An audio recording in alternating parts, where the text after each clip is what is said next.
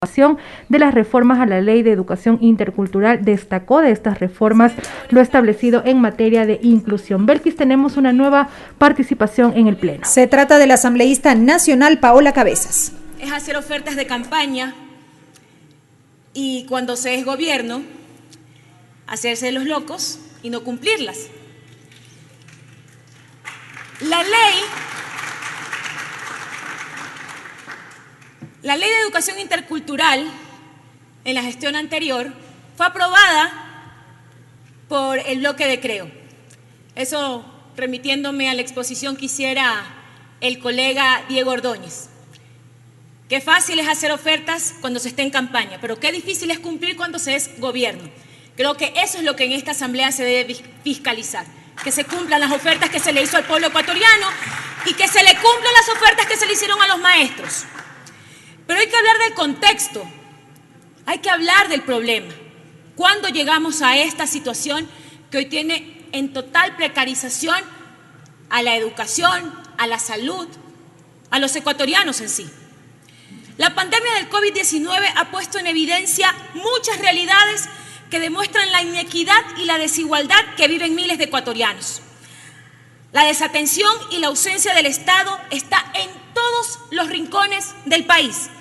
La pésima administración anterior, lejos de solucionar las carencias, las agravó, hizo más grandes los problemas porque consideraron que había que optimizar los recursos, reducir el Estado obeso.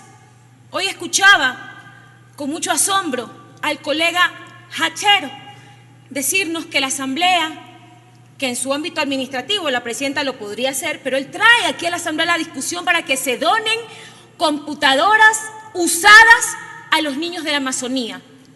Ningún niño, ni de la Amazonía, ni del Ecuador, merece que se precarice su condición. Hay que demandarle al Estado que cumpla, no solamente con los niños y niñas del país, que cumpla con los maestros, que cumpla con lo que dice la ley. Pero a eso hemos llegado, a discutir este tipo de cosas y olvidarnos de lo urgente. Pero optimizaron los recursos. ¿Pero qué fue lo que ellos prefirieron priorizar? Los acuerdos con el Fondo Monetario Internacional para instaurar una realidad de exclusión hacia las grandes mayorías y privilegiaron a los grupos de poder que sostuvieron y apoyaron a su gobierno, que hasta el último día lo sostuvieron y ahora pretenden desmarcarse. Pongamos las cosas en su lugar y en contexto. Nuestro respaldo, y lo digo como hija de maestra, porque yo no lo hablo desde una posición de legisladora, lo hablo como hija de maestra. Conozco las condiciones que han vivido nuestros maestros históricamente. Entonces, esto no se trata de hacer un enunciado, se trata de cumplir. Y sí, la bancada de la Revolución Ciudadana, la bancada de UNES, respalda a los maestros y a los docentes del país de manera tangible y clara.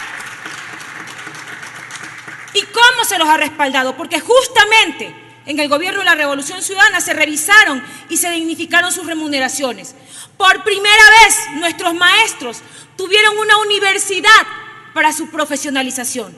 Fue en nuestro gobierno que la política de Estado estuvo en la línea de universalización de la educación inicial y de la educación general básica, de primero a 10º año. Se incrementó la población estudiantil del bachillerato. Hechos, no retórica. Hechos, no retórica. Se dio pasos enormes para la erradicación del analfabetismo en la población adulta. Hubo mejor infraestructura y el equipamiento de las instituciones educativas y principalmente se dignificó la profesión del docente a través de la garantía de condiciones de trabajo y calidad de vida. Un sinnúmero de logros que a nadie se les debe olvidar y de los cuales, sobre todo los maestros, los docentes de este país lo reconocen. Hechos, no palabras. Soy hija de la educación pública. Me parió la educación pública. Por eso nuestra defensa irrestricta a lo público, a la educación, a la salud, a los recursos necesarios que requiere el Estado para ello. Siempre hemos apoyado todo aquello que vaya en beneficio de la educación. Y por eso estaremos vigilantes para que este gobierno otorgue los recursos necesarios para fortalecer el sistema educativo, que cumpla con sus ofrecimientos de campaña para que nuestros niños y jóvenes tengan acceso a nuevas tecnologías de la información y que se reconozca el acceso al Internet como un derecho fundamental, no regalando tablets usadas, no, haciendo esto política de Estado desde la inversión que debe hacer el gobierno.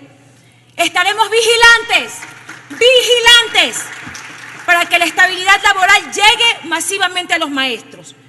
Que pese muchos maestros haber ganado concursos, aún tienen nombramientos provisionales y otros tantos contratos ocasionales.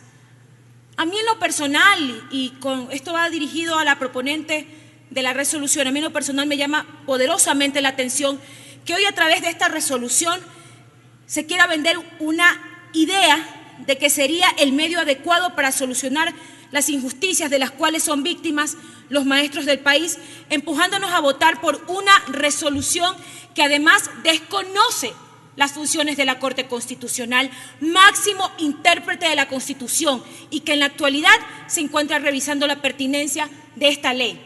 Que no quede duda nuestro apoyo a los maestros, nuestro apoyo, pero sin interferencia de lo que se debe hacer dentro de la Corte Constitucional. Que quede claro, a quien le corresponde ejercer la representación judicial de la Asamblea Nacional es a la presidenta. No es posible que se pretenda litigar una temática jurisdiccional desde un espacio como la función legislativa. Cuidado, colegas asambleístas, cuidado, y caemos en una intromisión y nos pegamos un tiro en el pie por intentar obstruir las funciones de la Corte Constitucional. Aspiramos que la proponente de la resolución acoja las iniciativas que ha salido de nuestra compañera Ana Raffo para que se incorporen en la resolución. Somos respetuosos del Estado de Derecho y las reglas democráticas. Creemos firmemente en ellas y no nos prestaremos para que hagamos pronunciamientos que no vayan acorde a lo que debe normarse dentro de la ley. Cuidado, compañeros, y hagamos un ridículo a nivel del país si no nos damos cuenta cuáles son nuestras competencias como pleno de la Asamblea Nacional. Dejemos que la Corte haga su trabajo, que la coordinación jurídica e institucional cumpla sus funciones y que represente al legislativo en las instancias que correspondan. Aquí nosotros, compañeros, dediquémonos a debatir lo urgente, a legislar para lo importante. Por favor, si hay una de las cosas que hice y lo reproché de la asamblea anterior, es que nos pasamos de resolución en resolución. Compañeros, nosotros como legisladores nos corresponde legislar para solucionar los grandes problemas nacionales, fiscalizar a las autoridades públicas. ¿Cuándo llegará el juicio a Celi? Y olvidar la obligación de trabajar por las grandes mayorías.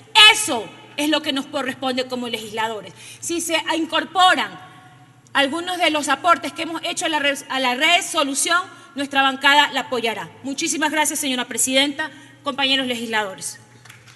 La intervención del asambleísta nacional Paola Cabezas es